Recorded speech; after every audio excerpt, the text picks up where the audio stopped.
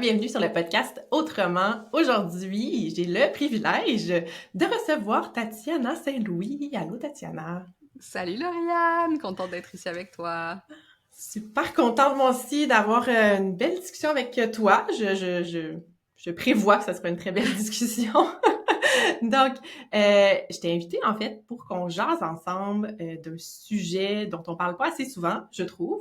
Je te disais, peut-être toi, tu baignes dedans, mais je trouve que c'est un sujet là, que quand on n'est pas dans ton monde, moi, je suis dans ton univers depuis, bon Dieu, 4 ans, peut-être maintenant, je pense qu'il n'y a pas trop, mais donc, c'est ça, de tout ce qui est une entreprise qui est comme plus un safe space pour nous, de tout l'aspect de l'entreprise non oppressive, etc., etc. Donc, on va rentrer dans les détails de tout ça. Mais juste avant, est-ce que tu peux te présenter? Oui, je m'appelle Tatiana Saint-Louis, je suis la fondatrice d'Emta Marque. J'ai fondé Emta Marque en 2016, puis mon objectif avec ça, c'était vraiment avant tout d'être un hub de ressources pour les femmes, parce qu'à ce moment-là, j'étais encore dans le corpo, je pensais pas que j'allais devenir entrepreneur. En fait, j'avais jamais cru de ma vie que j'allais être entrepreneur. Fait que mon objectif avec Emtamark, c'était d'aider les femmes, peu importe leur situation professionnelle, à utiliser les pouvoirs du web pour avoir des meilleurs jobs, pour avoir, tu sais, pour gagner plus d'argent, pour vraiment comme utiliser leur histoire à leur avantage et être capable justement de mieux communiquer leurs valeurs, mieux communiquer ce qu'elles pouvaient apporter, leur expertise, parce que je trouvais qu'il y avait vraiment un gros manquement au niveau de comment on nous apprenait à nous présenter une fois qu'on sort de l'école puis qu'on rentre sur le marché du travail. Mhm. Et de fil en aiguille, ben c'est devenu mon entreprise à temps plein et ça a évolué hein, comme toute entreprise. Tu sais là, je suis vraiment beaucoup plus focusée sur l'accompagnement des entrepreneurs femmes, mais pas que. Hein, c'est des entrepreneurs que j'appelle maintenant du nouveau paradigme, donc qui veulent Mhm. sortir des façons traditionnelles de faire des affaires qui sont très Shark Tank, agressives, compétitives, dans, tu sais, culture du burn-out, culture du hustle. Mhm. Et je crée, c'est ça, des expériences maintenant plus de développement de soi à travers l'entrepreneuriat, qui prennent en compte justement les réalités systémiques, les réalités d'oppression, les réalités traumatiques ou peu importe, mais aussi genre les différentes modalités d'exister que vivent les femmes genre quand elles deviennent entrepreneurs. Grande mission Ouais. que tu as. Si vous êtes nouveau, nouvelle dans mon monde, j'ai travaillé avec toi pendant plusieurs années dans le mastermind, dans tes programmes, etc., etc. Fait que je connais bien ta vision. Puis tu sais, pour moi, ça a été une- je vais dire un chamboulement, là, je vais le dire comme ça de manière positive, d'être avec toi, puis d'apprendre à tout l'aspect, je te dirais même du développement, de considérer l'humain derrière l'entrepreneur d'abord. Tu sais, ça vient de Mm. toi, puis de tout ce que tu m'as partagé au fil du temps, puis d'essayer je te dirais de faire en sorte que justement notre entreprise, ça soit quelque chose qui nous nourrit et pas nécessairement quelque chose pour lequel justement tu as parlé d'hustle, qu'on travaille très très fort. Moi, j'étais beaucoup là-dedans Mm. au début. J'ai évolué. Je tente de sortir de ça puis d'avoir une entreprise qui me supporte, qui me soutient. Puis ça, je l'ai appris vraiment de toi. Est-ce que tu peux nous parler un peu de ça, de ta vision, de comment l'entreprise devrait nous soutenir? Ouais, puis tu sais, c'est vraiment ça. Puis c'est le fun de travailler longtemps avec quelqu'un parce que justement, tu sais, on peut aller dans plein de facettes aussi de son entreprise parce que souvent les gens ils vont peut-être venir avec un problème qui est comme ah j'arrive pas à augmenter mes nombres d'abonnés sur LinkedIn ou sur Instagram, tu sais. Et moi, ce que je trouve qui est un peu limitant avec ce travail-là, c'est que justement, on reste beaucoup dans le tactique sans voir justement le big picture, tu sais, comme qu'est-ce qu'il y a derrière, tu sais, est-ce que c'est un problème de visibilité parce que t'as peur d'être devant l'écran parce que t'as un enjeu avec ton corps ou t'as peur de recevoir des commentaires négatifs puis de pas être capable de les gérer. Parce que, tu sais, c'est une question de faire des stratégies, mais c'est une autre question de comprendre aussi comment on élimine les résistances qui sont vraiment des résistances humaines, tu sais, genre d'exister dans la sphère publique, puis d'exister comme experte, d'exister avec ses opinions, puis de réaliser aussi que il y a des obstacles qui sont vraiment euh, établis dans le système, comme par exemple les femmes vont gagner moins d'argent ou vont devoir se justifier davantage pour aller chercher un salaire. Elles vont pas nécessairement appliquer aux mêmes positions que les hommes, etc., etc. Et donc, il y a vraiment comme... il y avait vraiment un besoin pour moi de pas laisser ça de côté, parce que je voyais trop de gens qui laissaient ça de côté, puis après ça, rentraient dans ce que j'appelle des entreprises traumatiques ou des entreprises oppressives, où on répète les mêmes choses qu'on a vécues en emploi, on répète les mêmes choses que on a vu les gens vivre, qui mènent au burn-out, qui mènent euh, à l'irrespect, qui mènent à la précarité. Et donc, on crée des entreprises pour se libérer, mais finalement, on répète les mêmes systèmes oppressifs à l'intérieur de nos entreprises.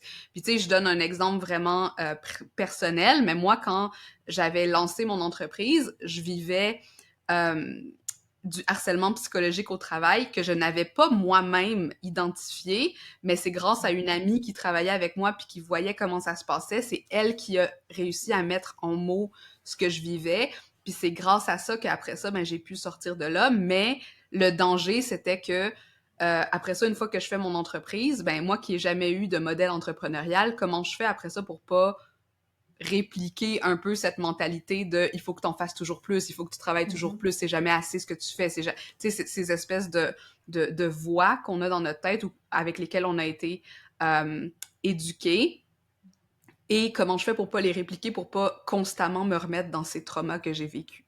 Ça, c'est un exemple, mais il y a beaucoup d'autres traumas qu'on vit dans notre vie qu'après ça, on voit qu'ils sont répliqués dans notre entreprise. Fait que ça, je sais pas si ça répond un peu à ta question, mais... Ouais, ouais.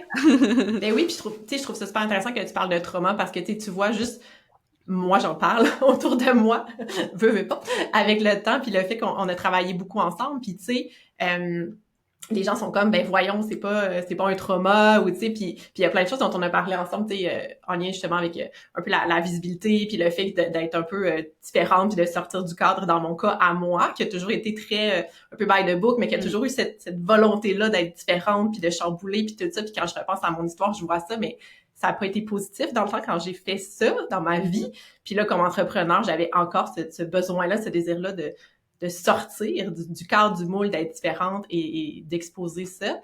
Puis tu sais, moi, je vois ça comme un trauma dans mon passé que j'ai réussi à travailler puis à surmonter grâce à mon entreprise un petit peu. Mais tu sais, cette notion-là, peut-être de trauma, moi, j'ai l'impression que c'est pas nécessairement compris ou que tout le monde la comprend pas de la même façon parce que quand moi, je parle de ça, les gens sont comme, voyons, c'est pas tant un trauma, mais tu sais, dans le fait, oui, puis ça me nuisait, ça me bloquait, en fait, là. Ouais, puis bon, c'est sûr que à chaque fois que je parle de trauma, tu sais, je fais attention parce que encore une fois, je m'assure de le répéter, je suis pas une psychologue ni une psychiatre, puis c'est pas dans dans cette optique-là très diagnostique que je l'utilise, mais je suis quand même formée à travailler avec des personnes qui ont vécu des traumas. On appelle ça du trauma-informed coaching, parce que souvent quand on fait du coaching, ou même ça a l'air innocent de faire du coaching entrepreneurial, mais justement, des fois, genre moi, j'ai des personnes qui ont fait émerger des choses quand même assez des vrais traumas, là, traumas grand T, là, en lien avec certaines sensations qu'elles vivaient dans leur entreprise ou avec certaines relations qu'elles avaient avec des clients ou avec des fournisseurs ou des partenaires ou peu importe.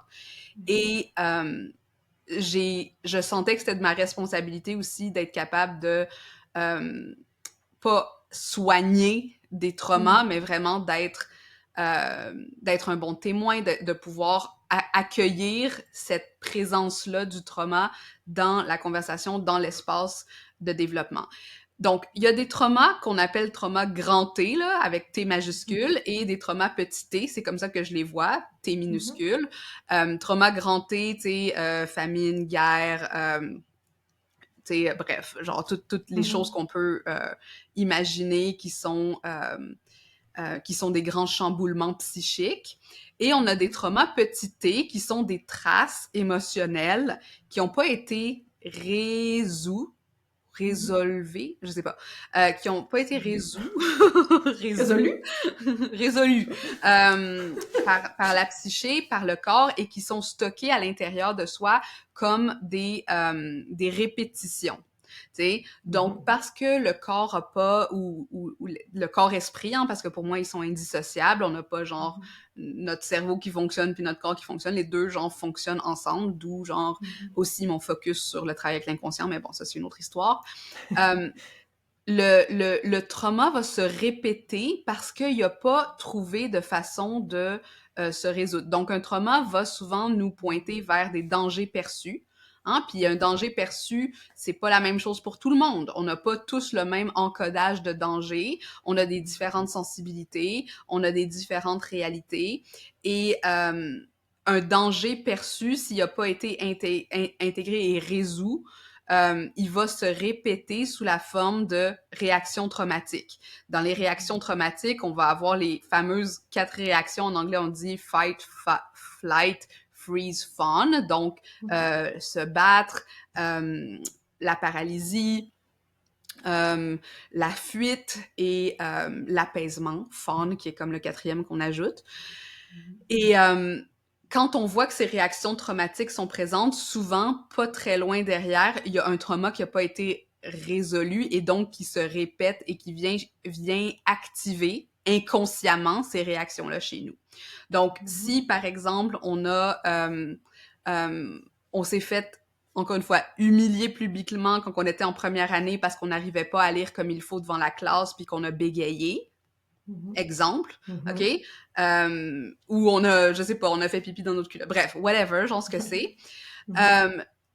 Même si, tu sais, c'est pas du même ordre d'avoir été dans un pays de guerre ou d'avoir été kidnappé ou, tu sais, des choses comme ça laisse une trace dans la psyché qui, après ça, ben, on va s'assurer, genre, que si on est dans une situation comme ça se peut que le même type de réaction de honte, le même type de réaction de on veut se cacher, on veut genre on veut fuir justement comme la situation, elle va se répéter même si le danger n'est pas réel. Donc si on voit qu'il y a une potentiel d'humiliation en publiant notre publication LinkedIn parce qu'on a peur de faire une faute d'orthographe, tu sais, c'est pas très loin genre de faire le lien avec les mêmes réactions à l'intérieur de nous qui ont été établies à ce moment-là, et puis après ça, on fait partie de notre identité au fur et à mesure qu'elle se répétait. Fait que, tu sais, genre, d'un côté, c'est vrai qu'on peut toujours dire non, c'est pas vraiment un trauma, mais ultimement, c'est la personne elle-même qui a une expérience. Et nous, on n'est pas ici pour dire est-ce que c'est un vrai trauma ou un faux trauma parce que justement, je suis pas là pour diagnostiquer quoi que ce soit puis dire t'es en syndrome de stress post-traumatique ou whatever. C'est pas ça mon objectif. Mon objectif, c'est de travailler avec un potentiel trauma qui a des effets encore aujourd'hui. Puis qui peut expliquer, moi je trouve, justement des réactions qu'on a. Tu sais, tu parlais des fois de l'inaction ou de pas faire les choses parce que tu sais, t'auras beau avoir sur papier toutes les bonnes stratégies, entre guillemets, là, tu devrais faire ça, ça, ça. Ça veut pas dire que t'es, je vais pas dire en mesure ou en état de le faire ou que quand tu le fais, ça crée pas une vive réaction chez toi, que t'as pas envie de vivre ça, etc. Fait il y a comme tout cet aspect-là en arrière de si on prend pas le temps, je pense, d'aller creuser un peu en arrière de ça, quand on est face à des situations comme ça, ben justement, on va toujours être un peu dans la même boucle, puis là, on va vivre des choses dans notre entreprise qui nous conviennent pas puis qu'on veut pas parce qu'on se dit, ah, il faut absolument que je X, Y, Z, alors que moi, quand je fais ça, je me sens de telle façon, ça me réactive quelque chose, puis là, on est comme pris là-dedans à faire des choses qui finalement nous conviennent pas ou nous font vivre. Ouais, puis là, qu'est-ce qu'on fait? Ben là, on compense, on se dit, je dois être plus discipliné, je dois faire un calendrier éditorial, il faut que je me force à publier, il faut que je fasse comme ça. Et c'est là qu'on crée des entreprises oppressives parce que justement, on est constamment en lutte envers nous-mêmes, envers notre inconscient, envers ce qui se passe.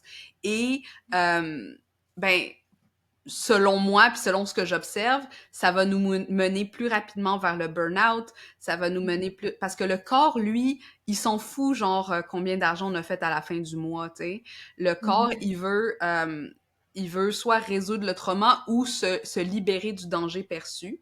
Et donc, si on est constamment en train, genre, de lui offrir, genre, des situations qu'il codifie comme du danger, et que on les gaslight, on les met de côté, on les ignore, on essaye de passer par-dessus, on force à travers, on n'est pas dans de la résolution, on est en train de renforcer les traumas.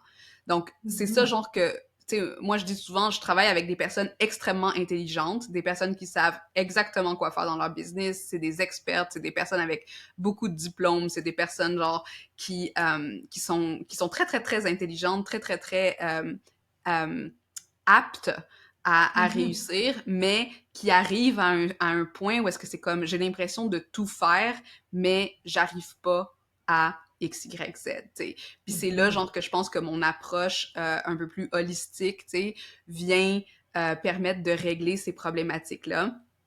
Euh, et de voir l'entreprise pas comme justement une nouvelle personne qui va dire ah non c'est tu sais genre il faut juste que tu travailles plus fort, mais Mhm. vraiment un lieu où on peut à la fois délier un peu ces traumas, réécrire des histoires personnelles, tu sais, d'échecs ou de stress ou des choses comme ça dans quelque chose qui va être soutenant et qui va nous permettre de d'être en harmonie avec le travail qu'on fait aussi. Mhm. Ouais, super intéressant. Puis tu parles souvent aussi des, tu sais, quand on fait, mettons, nos fameux objectifs, je vais dire comme ça, de l'année, où est-ce que je veux m'en aller, qu'est-ce que je veux atteindre comme vue, comme rentabilité, puis tout ça. Ça aussi, moi, je trouve que c'est une grosse pression qu'on se met souvent comme entrepreneur de dire, OK, voici où je veux aller. Tu sais, personnellement, je pense que c'est important d'avoir une ligne directrice, de savoir où est-ce qu'on s'enligne, puis tout ça, mais souvent, on a comme des chiffres avec ça, tout ça, fait que t'as une façon aussi de concevoir ça, puis moi, mais aider beaucoup à peut-être me à avancer, mais en diminuant un peu la pression, le stress que je me mettais. Fait que comment tu vois ça, les fameux objectifs de performance, puis d'avancée, puis tout ça? Ouais, mais c'est sûr que ça vient avec ce que je viens de dire, dans le sens que, tu sais, les objectifs, souvent, puis ça, c'est vraiment basé dans ma propre expérience aussi. Moi, j'étais une queen de la productivité, là, genre, je dis tout le Mhm. temps aux gens, quand j'étais dans le milieu corpo, après avoir terminé, tu sais, moi, quand j'étais aux études, j'avais 3 jobs en plus d'être à temps plein à l'université et j'appliquais à toutes les bourses. Tu sais, j'étais vraiment comme une hustler, là. Tu sais, genre, je me Mhm. considère comme une hustler. Après ça, quand je suis arrivée sur le marché du travail, tu sais, j'ai travaillé à temps plein en plus de bâtir une entreprise en parallèle, tu sais. Fait que moi, mes horaires étaient faits aux 15 minutes, genre, tu sais. Mhm. Puis j'avais comme un fun quasiment à être disciplinée à ce point-là. Et c'est pas une mauvaise chose, c'est juste que au fur et à mesure que j'avançais, tu sais, je réalisais que euh, euh, ben, j'étais de plus en plus irritable. J'avais genre des pensées très négatives autour de moi. Quand je rencontrais un échec, c'était difficile de m'en remettre ou des choses comme ça, qui sont toutes des problématiques quand on est entrepreneur. Tu sais, si on a de la difficulté à remonter d'un échec, tu sais, ça va être difficile après ça, genre, d'essayer quelque chose de nouveau ou, tu sais, de... Mhm. Bref. Fait que c'est vraiment en réfléchissant à ça puis en m'ouvrant à la puis là, il y a plein d'autres histoires, dont notamment, genre, je pense, comme des histoires plus d'objectifs personnels, comme la fameuse perte de poids, tu sais, genre, il faut que je perde 10 livres, sinon, genre, je suis une mauvaise personne. Mhm. Euh, non, mais tu sais, ça a l'air ridicule dit de même, mais Mhm. quand on fait vraiment comme, qu'est-ce qui se passe dans ma tête quand, genre, je regarde à la fin de l'année, genre, qu'est-ce que j'ai fait, puis que le sous-texte, c'est genre, je suis une bonne à rien, j'ai Mhm. échoué, nanana, genre, c'est comme, ben, c'est qui dirige le show ici, tu sais? Est-ce que Mhm. c'est un abuseur interne que j'ai en moi puis qui va constamment, genre, essayer de me rabaisser? Ou est-ce que j'ai quelqu'un qui va vraiment me coacher, qui va être bienveillant, qui va être plein de compassion, mais qui va quand même m'aider à atteindre certains standards que je veux pour moi-même? Tu sais, sans être dans la complaisance puis de dire comme de toute façon, c'est pas si grave que ça, nanana. Fait que, tu sais, c'était de trouver cet équilibre-là aussi dans notre façon de se fixer des objectifs, puis après ça, genre de les structurer dans notre routine, dans notre année, pour que on soit pas nos abuseurs internes, tu sais, on n'ait pas juste intériorisé ces abus-là. Euh, puis tu sais, je pense que nous, en tant que femmes, on a intégré beaucoup de ces discours abusifs, notamment au niveau de notre apparence physique, au niveau de notre Mhm. âge, au niveau genre de ce qu'on est capable de faire, de comment on doit être disponible pour les gens, qu'on doit s'oublier pour X, pour Mhm. passer en deuxième, en dernier. Fait qu'il y a beaucoup de ces choses qu'on a intériorisées puis que elles ressortent justement dans nos objectifs, dans nos quotidiens, dans les fameux standards qu'on s'impose, mais qui sont pas Mhm. toujours euh, faite dans l'amour de soi. Ben oui, puis toute la notion, je te dirais, de pas déplaire, pas déplaire, toujours dire oui, aider tout le monde, tout ça, tu sais, moi, c'est quelque chose que je vois beaucoup, beaucoup dans mon monde, mon univers, tu sais, de professionnels en relation d'aide, parce que veux pas, il y a des gens qui viennent vers nous, ben un peu comme en coaching, des gens qui viennent vers nous pour avoir de l'aide. Fait que là, mettre ses limites, puis là, le discours interne qu'on a aussi quand on met nos limites, tu sais, ça, c'est mes limites à moi, mais là, je suis pas une bonne personne, je suis pas assez gentille, je suis pas assez disponible, tu sais, je vais faire... Trop cher. Ouais. Tout ça qui roule beaucoup, là, c'est un discours interne qu'on a beaucoup. Puis je trouve que souvent, on s'en rend pas compte, dans le sens où, tu sais, avant, pas que quelqu'un nous le dise, mais des fois, c'est quand on est accompagné par quelqu'un, puis là, on sort pas notre défaite, là, mais je vais dire un peu ça, ou notre discours, là, qu'on se fait, ouais, mais papa, puis là, l'autre personne en face de toi te fait, ouais, mais tu sais, comme, qui te reflète un petit peu qu'est-ce que tu viens de dire, puis qui te questionne par rapport à ça. Parce que moi, ça m'a fait vraiment comme des fois, ah, ouais, ok, peut-être que, tu sais, j'étais pris moi-même dans cette, dans ces pensées-là, puis sans nécessairement le réaliser, tellement c'est intégré, en fait, en nous, là. Ouais, c'est des chemins neuronaux. Puis je pense que c'est important aussi quand on fait du coaching de comprendre, tu sais, là où on agit, tu sais. Puis moi, je travaille autant avec le côté plus cognitif, verbal, mais aussi avec le côté somatique, inconscient, parce que notre cerveau s'est tellement habitué à se dire certaines choses que reprogrammer ces choses-là, c'est extrêmement difficile parce que le cerveau a un tas de raisons de nous dire que, tu sais, ces choses qu'on s'est dites, tu sais, comme par exemple, arrête d'être aussi paresseuse, mettons. Tu sais, puis on est comme, ou sois pas paresseuse, qu'on pourrait voir comme quelque chose de potentiellement positif, tu sais, c'est une valeur, genre d'être travaillante ou whatever, tu sais. Mais le cerveau, après ça, il va comme se dire, bon, sur cette base que c'est bon d'être travaillant et de pas être paresseuse, tu sais, je vais me dire, il va y avoir d'autres pensées qui vont être pratiquées en long et en large, dans le sens comme genre, finis pas ta journée tant que t'as pas fini ta to-do list. Genre, tu sais, comme tes clients méritent, genre, d'être... Il faut répondre à ce client dans les 24 heures, sinon, genre, t'es comme, c'est du mauvais service client, ou des choses comme ça. Puis après ça, ben on le justifie par dire ouais, mais c'est parce qu'on est des personnes travaillantes, puis c'est nos valeurs, puis nanana. Fait que là, tu sais, c'est sûr qu'on crée une logique interne qui est difficile après ça à dire non, mais peut-être que j'avais pas raison dès le début parce qu'on a bâti comme toute une identité autour de ça. Et si on est en train de dissoudre une identité, ben le cerveau, il va trouver ça que c'est quand même assez dangereux. Non seulement dangereux, mais aussi le cerveau est paresseux lui-même, tu sais. Alors, il va pas vouloir avoir à reconfigurer toutes ces choses-là. Fait que c'est pour ça aussi que, tu sais, ça passe souvent par le dialogue, mais aussi euh, par l'inconscient. Là. Puis cet inconscient-là, ben, on peut l'adresser justement quand on reflète à quelqu'un, genre son discours interne, on peut le refléter à travers ses gestuels, à travers comme son langage verbal, et on peut l'adresser aussi avec du travail comme de l'hypnose ou genre ou d'autres modalités qui sont un peu plus ouais, un peu plus somatiques, je dirais. Puis, t'as-tu, justement, tu sais, quand on est un peu pris là-dedans, parce que, tu sais, là, on parle beaucoup de se faire accompagner, tout ça, mettons que t'es pas accompagné en ce moment, y a-tu quelque chose qui peut nous aider ou aider les personnes à se dire, OK, tu sais, là, je suis vraiment pris, tu sais, à voir un petit peu ça par soi-même, parce qu'on a, tu sais, ensemble aussi, on a déjà parlé un peu d'auto, tu nous aides aussi à nous auto-coacher un petit peu, de savoir, OK, tu sais, comment est-ce que, oui, t'es là quand t'étais là pour nous accompagner, mais aussi, OK, moi, quand je suis toute seule puis que je suis pris dans mes réflexions ou que je me vois aller dans, ou je sais pas, je procrastine quelque chose ou je veux pas faire quelque chose, comment est-ce que je fais pour faire, OK, est-ce que je suis vraiment en mode, genre, justement, je suis pris dans cette boucle-là ou est-ce que tu as une façon de faire pour, à la limite, toi-même, t'observer ou essayer de comprendre ça ou voir ça? Ouais, ben il y a plein de façons, puis il y a plein de modalités, puis je pense que tous les coachs ont leurs modalités, puis tu sais, je veux dire, le journaling juste en soi est une modalité qui peut aider à faire ce reflet-là. Moi, personnellement, j'aime beaucoup le travail avec ma visualisation.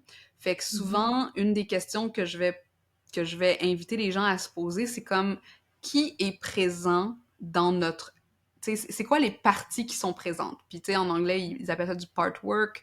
Il y en a qui vont parler de internal family systems, tu sais, des choses comme ça. Mais le part work, c'est vraiment de voir, tu sais, quand je me dis je suis paresseuse, tu sais, ou genre, il faut pas être paresseuse, ou whatever, genre, c'est quoi qu'on se dit, ou qu'on voit qu'on a constamment les mêmes résultats, puis on a l'impression de pas voir c'est quoi le problème. Tu sais, c'est intéressant de commencer par se dire, ben, c'est quoi la réalité versus c'est quoi qui est pas la réalité.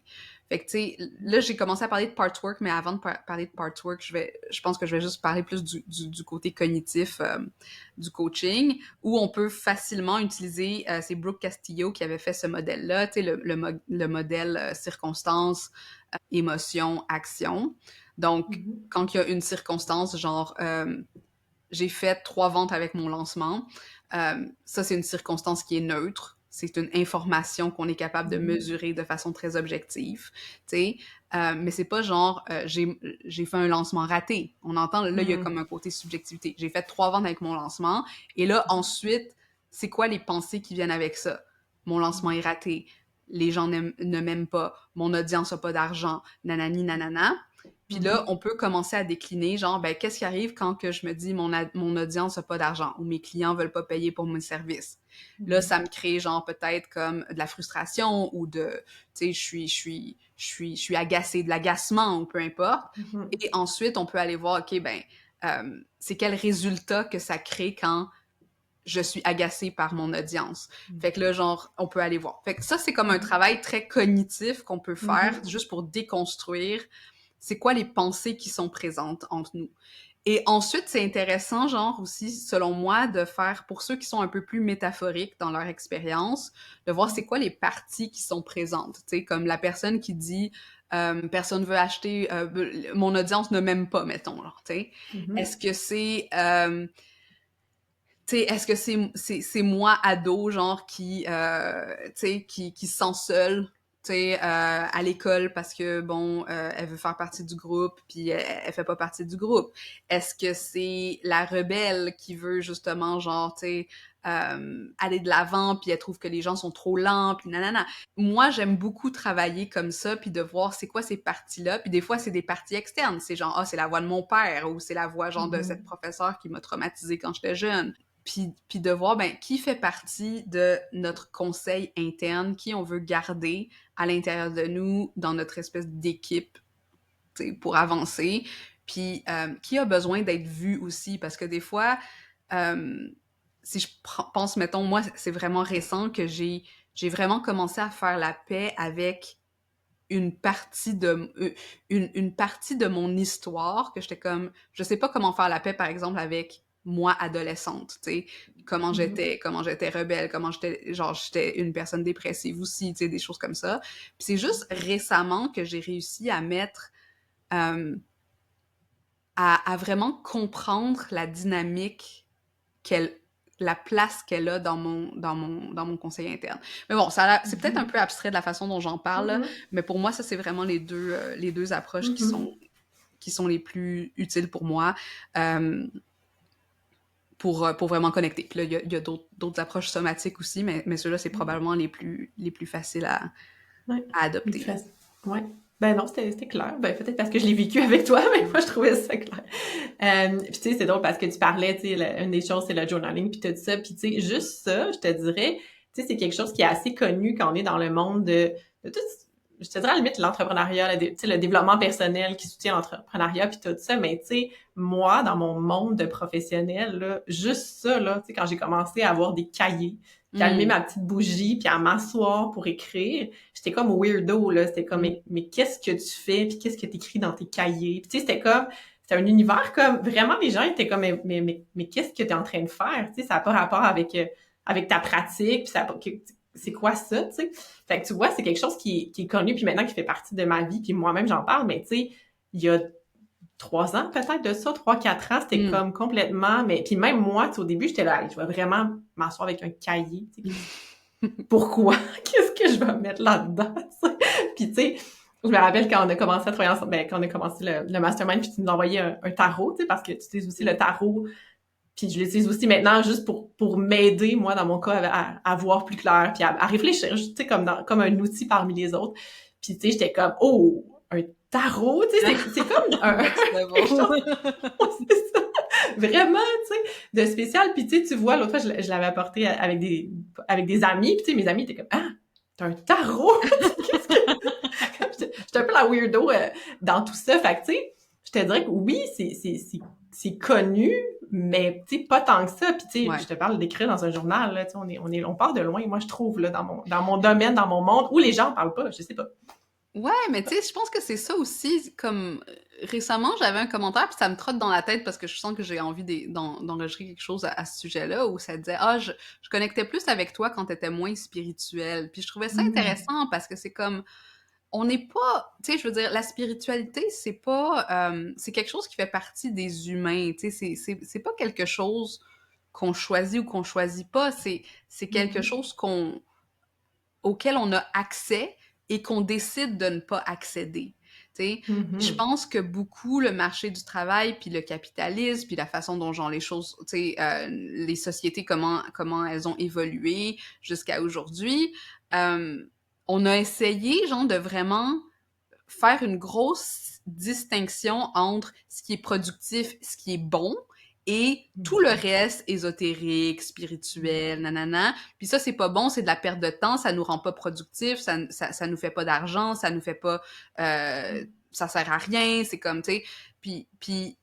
Puis moi, je pense qu'en faisant ça, ben, euh, on, on a commencé à voir les humains comme des machines de travail, Mhm. et je pense il est là vraiment le gros problème, puis il est là vraiment le danger de créer des entreprises qui ne voient pas l'humain comme un humain, mais plutôt comme Mhm. une machine, tu sais. Mhm. Et, euh, et c'est très, très, très facile de tomber là-dedans parce qu'on se dit, ouais, mais il faut que je fasse de l'argent, il faut que je fasse ci, tu sais, genre, j'ai pas le temps de penser à ma spiritualité.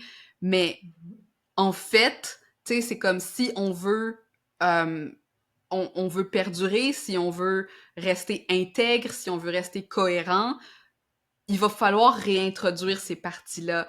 Puis je pense que les gens attendent trop longtemps avant Mhm. de se donner cette permission-là. Et malheureusement, ça finit en burn-out, ça finit en entreprise qu'on n'aime pas, ça finit, tu sais, ça finit dans la déception, ça finit dans la précarité, ça finit dans des jobs où on est justement abusé psychologiquement pendant des années ou peu importe, genre, tu sais. Puis ça, Mhm. ben, c'est les dangers que moi, je veux du moins aider les gens à éviter avec leur business. Définitivement. Fait que, ouais, tout. Puis je pense que plus, en tout cas, personnellement, je pense que plus on va en parler de ça, plus on va aborder ces sujets-là, ben, plus ça va faire partie, je pense, de l'entrepreneuriat. J'espère, je le souhaite de tout cœur, que ça fasse partie du développement d'un entrepreneur, de gérer aussi tous ces aspects-là, puis de développer, c'est ça, de développer une entreprise qui tient compte de soi, de son parcours, de ses désirs, ses limites, c'est tout cet aspect-là, il n'est pas juste une entreprise justement qui est hyper productive avec des stratégies un peu à la carte que tu essaies d'appliquer sans tenir compte vraiment de ta réalité à toi, de t'es qui comme personne en arrière de ça. Là. Ouais, puis tu sais, en tout cas, moi, je pense que ça ferait du bien. Comme l'autre chose que moi, la majorité de mes clients, c'est c'est volontairement des personnes qui veulent changer les choses, tu sais, qui ont une vision d'impact, Mhm. qui sont pas juste là justement pour avoir un chèque de paye, mais parce qu'elles ont Mhm. quelque chose qu'elles veulent léguer, qu'elles veulent transmettre, qu'elles veulent transformer. Et pour avoir cet impact-là, il faut comprendre comment vivre en communauté, puis comment réintégrer des communautés. Puis je pense que le marché du travail actuel, puis la réalité du travail, puis de l'entrepreneuriat hyper productif, capitaliste, individualiste, essaye de nous faire croire qu'on est chacun pour soi, tous en compétition les uns envers les autres, que nos clients, c'est des leads, c'est des prospects, c'est des poissons dans un océan, nanana, genre qu'on doit comme Mhm. utiliser. Puis là, tout le monde s'utilise de cette façon-là. Et la spiritualité, jusqu'à un certain point, qu'est-ce que c'est d'autre que de nous rappeler qu'on fait partie d'une communauté d'êtres vivants, d'une communauté, genre, d'une réalité commune, qu'on n'est pas seul, tu sais, dans ce monde-là. Et tu sais, je pense que peut-être la dernière chose, moi, j'ai jamais été une personne religieuse, je vais pas à l'église ou des choses comme ça, mais redécouvrir mon lien avec la spiritualité, avec quelque chose d'un peu plus macro, avec les grands systèmes genre de, tu sais, philosophiques ou peu importe, mais tu sais, ça me permet après ça de créer une entreprise dans laquelle je sens que j'ai vraiment un impact plus réel plutôt que simplement genre faire de l'argent, parce que honnêtement, si je voulais juste faire de l'argent, j'irais me trouver une job puis ça serait vraiment moins compliqué, tu sais. Oui, définitivement. Je suis tout à fait d'accord avec ça. Comme, casse-toi pas la tête, genre, tu sais, comme, trouve-toi une job, puis si c'est juste ça, genre, trouve-toi un hobby que t'aimes, puis let's go. Mais si t'es pour être entrepreneur, faut qu'il y ait quelque chose d'un peu plus solide qui tienne tout ça ensemble. Good. Hey, merci, Tatiana, pour cette belle discussion. Je suis super contente d'avoir parlé de ça avec toi. Puis comme je l'ai dit depuis tantôt, je pense que c'est important qu'on en parle le plus possible. Puis encore une fois, dans mon domaine, dans mon monde, encore plus, parce que c'est des choses qui sont pas connues. Puis je trouve qu'on est vraiment pris avec nos œillères, là, de faut faire ça comme ça, de cette façon-là, puis on avance tout dans la même direction. Ça va faire du bien, ça ferait du bien de voir les choses différemment, puis d'intégrer tout ça. Fait que merci beaucoup pour ton partage, ton point de vue là-dessus. Où est-ce qu'on peut te retrouver, Tatiana?